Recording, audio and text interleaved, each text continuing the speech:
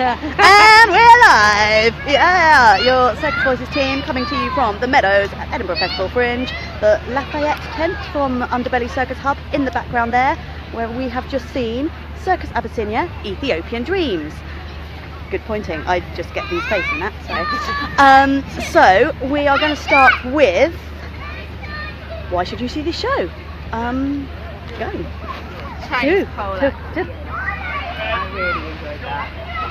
I found it really vibrant, exuberant, great tricks, interactive, and loads of people really enjoyed it. I love that bit. For me, that's when it all came together, and I think make that into a bit of a competition, like a breakdance thing, and really work on that and make a show out of that. I just think make the whole show out of that. I loved it. And it's so much fun. If you have a family, you haven't seen much circus before, and you want a high energy show without challenging your brain too much, maybe put your socio-political, cultural thoughts in your pocket and go and sit and have a nice time for an hour. Yeah, it's unchallenging, and technical circus is very, very, very high level, and it's well suited to a family audience and young children. Yeah, go and see this if you want to see really, really high technical ability. The banking is amazing. The contortion acrobats, there's 4 women who build towers out of really bendy bodies, 3 Marinelli bends, is that the word? On stage at the same time, one of which has another contortionist hand balancing on top of her hips. What else? There's juggling is it's world class physical skills. But yeah, it's not going to tax your brain any, and the energy builds from something quite soft at the beginning to clapping along and whooping at the end with this Chinese pole number, and we come out with smiles mostly. But there are also personal issues and problematics with any show. So who would like to discuss what they think might be interesting? I enjoyed the Chinese pole act at the end. That was my favourite part of the show. Okay, the Wi-Fi cut out. We came somewhere with Wi-Fi. We're back for part 2 of the Circus Abyssinia Ethiopian Dreams chat. We've given the things that we enjoy about the show, the reason that you should go and see it, but now we're going to take the conversation in a bit more critical direction.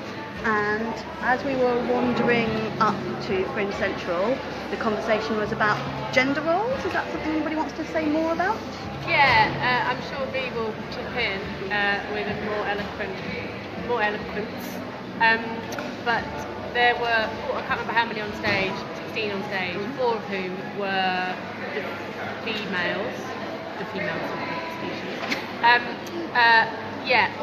All in dresses or skirts or skimpy clothes, all doing fake gymnast smiles, all contorting themselves and bending themselves in their skimpy outfits. No running and jumping, no throwing and catching, no climbing up the Chinese pole. They felt like they were just there as the bendy ones. However, they did have boobs, which is unusual in contortionists, so that's no great skill on their part, but it is quite interesting.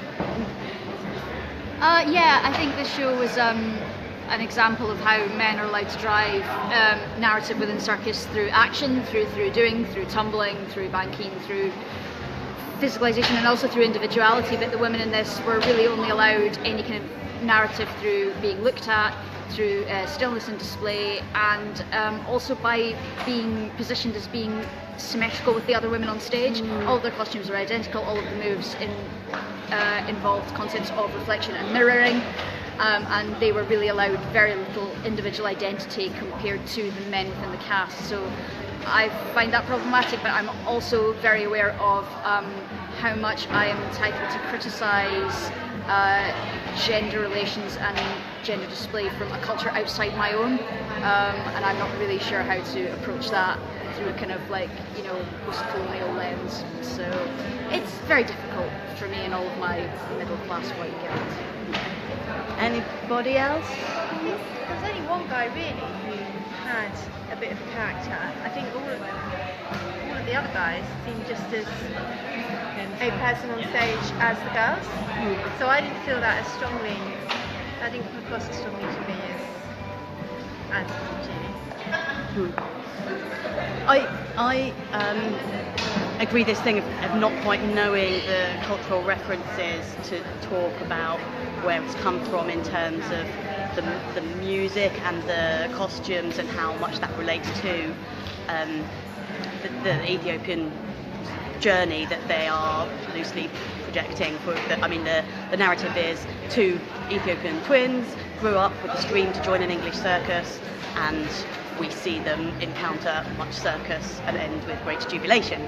And what is interesting, I think, is that although that is their story, but they don't, to me, it doesn't seem like they feel the need to comment on their own ethnicity, which is there's quite a complex set of factors regarding representation of African acrobats in European circus. There's a researcher called Jessica Kendall who has some really interesting case studies where she's been working with troupes who find that they can only market their physical skills by conforming to particular stereotypes, and although I don't think Ethiopian Dreams is perfectly breaking that, it is pushing definitely away from that, which I think is worthy of comment. I think so. There's a lot of traditional non-European circus at Fringe this year, and I think it's going to be interesting to see kind of how audiences respond to that. I mean, the crowds absolutely love this show.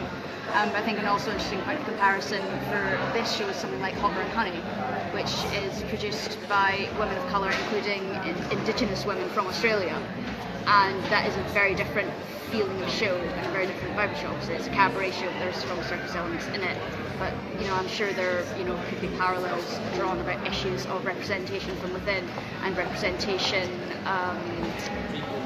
playing on and understanding what people expect to see from artists of colour. Yeah.